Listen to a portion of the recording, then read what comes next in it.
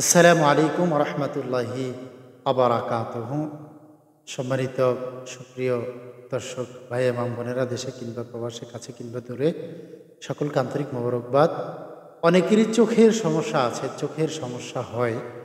চোখের সমস্যা হলে আপনারা চোখের জ্যোতি বা পাওয়ারের সমস্যা হলে আপনি যদি এই রুকিয়া ঠিকমতো করতে পারেন, ইনশাআল্লাহ আপনার চশমা দরকার হবে না, চশমা লাগবে না।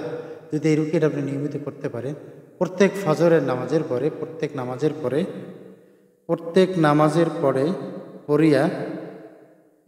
নামাজের পরে সূরাতুল কাফ, সূরা কাফ, এই কাফের 22 নম্বর আয়াত প্রত্যেক নামাজের পরে পড়ে এইভাবে ফু দিয়ে মুখে এই আঙ্গুলি ফু দিয়ে, 2 আঙ্গুলি ফু দিয়ে চোখে লাগিয়ে দেবেন,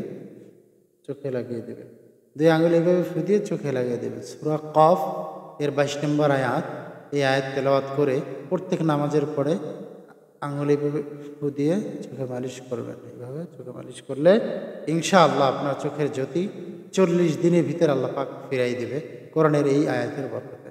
আসসালামু আলাইকুম ওয়া রাহমাতুল্লাহি ওয়া বারাকাতুহু।